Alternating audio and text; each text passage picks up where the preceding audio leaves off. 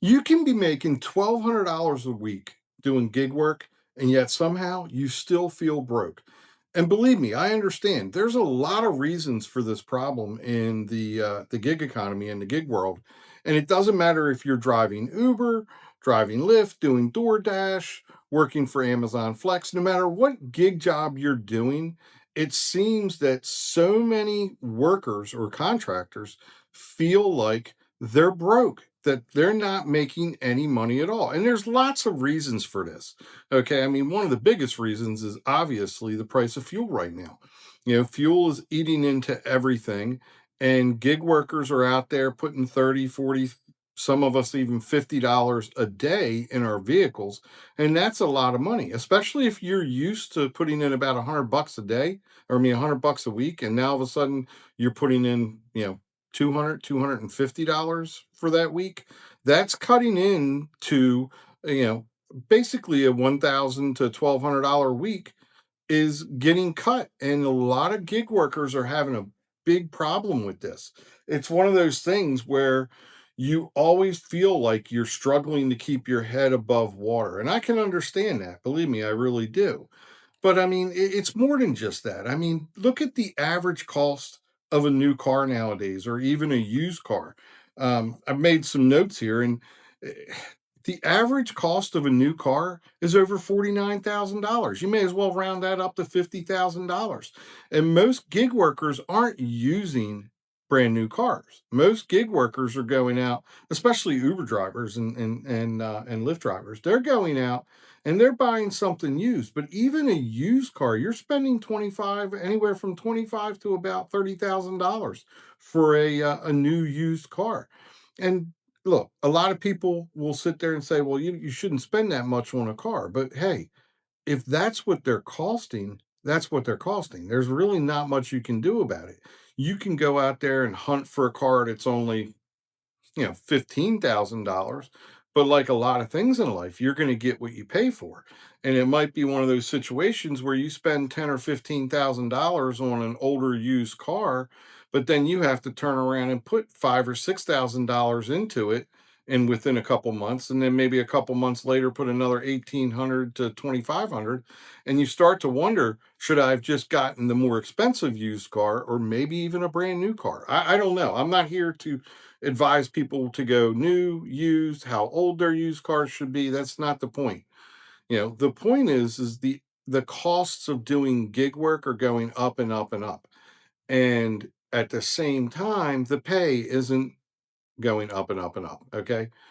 And it makes it harder for the people who are in this industry, no matter what you're doing in the industry. If you're, driving for Uber, doing DoorDash, it doesn't matter. Okay. It's one of those things where we're all getting hit equally as hard, and it makes it difficult to keep doing it.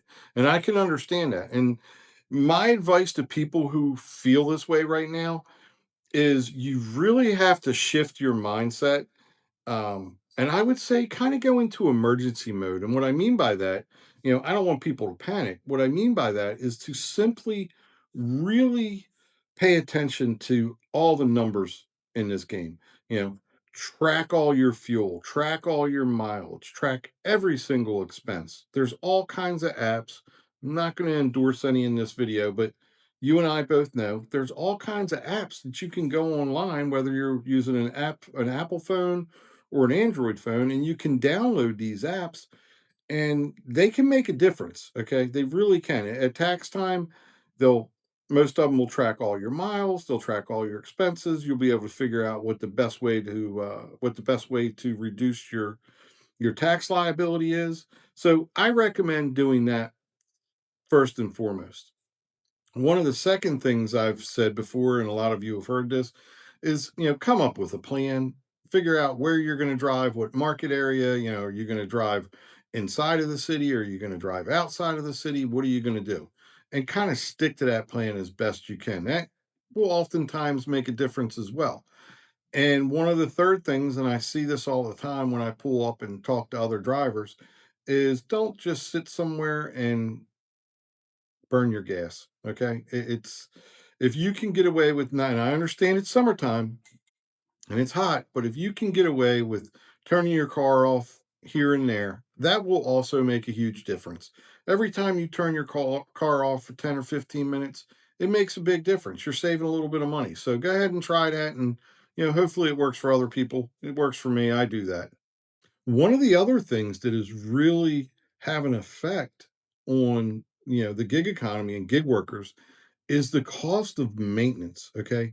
The cost of maintenance on a vehicle is usually right around $2,000 a year. But for somebody who's working for Uber, doing work for Uber and Lyft and all these other companies, you're going to spend a lot more. You're going to probably spend anywhere from 3,000 all the way up to maybe 9 or $10,000, depending on what kind of vehicle you're driving and what kind of maintenance schedule it has. And this isn't even taken into account if there's some type of emergency maintenance. I know a lot of drivers that throughout the year something happens, they have to put a new rear in, they have to do a transmission, some type of air compressor issue with the air conditioning. Maybe all of a sudden, recently, a friend of mine had to put in a new blower motor for the rear of his Suburban. Now, he got lucky. He was able to get it off of Amazon for fairly inexpensive, and he was able to get a friend who was a mechanic to do the job for $70. But still, it was an expensive about $150 out of pocket that he wasn't planning for. So when you run into these expenses, and a lot of these, a lot of us are going to do it, it is going to make a $1,200 week suddenly go from 1,200 down to 800. And then before you know it, you're maybe even a little bit lower than that.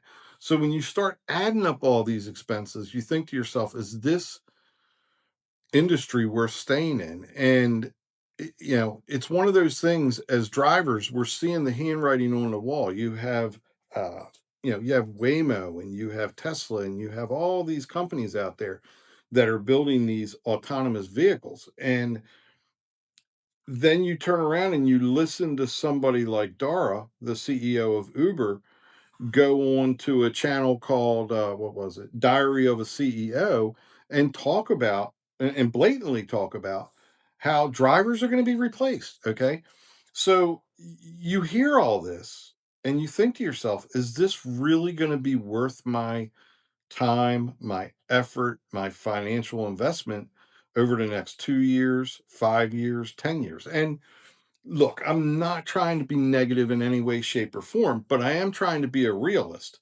And I think a lot of drivers, um, they,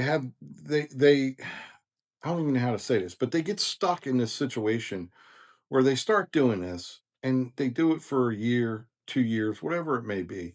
And then all of a sudden they feel like they're trapped. They don't plan for the events that are going to happen. You're going to have to put a new, you might clip a curb and have to buy a new rim, and they're not cheap. You might, run over a nail and puncture a sidewall on your tire, and you have to go out and buy a new tire. And tires can go anywhere from 80 to $400 a tire, depending on what kind of vehicle you're driving. So I guess the most important thing is planning for all these things. Okay, it's not hard to do. Set a number, 100, Okay, I would seriously think about increasing that number, and I should probably do this myself. But I would seriously set a number and then put that money aside every week, like it doesn't even exist. Okay, if you're pulling in 1,000, $1,200 a week, take at least 100. Okay, if you can get away with it, do 200. Okay, the more you can save, the better off you're going to be. If you can set that money aside every single week, think about it. If you can go a whole year with no issues, that's $5,200 you're putting into a savings account that at the end of that year, if you were even a little bit smart, maybe made you a little bit of extra money. You're rolling it over. You're planning for the future. It might be a thing where all of a sudden you have to put a new transmission in your car and it's 3 or 4 thousand dollars, and you have that money there. Okay. It's in a little nest egg for you. So definitely do that. Plan for the future, set that money aside, and really think about it long and hard. Okay. I've said it over and over again, but I talk to a lot of drivers, and I hate it when I see somebody. You can see it when somebody is sad. And I don't like seeing people like that.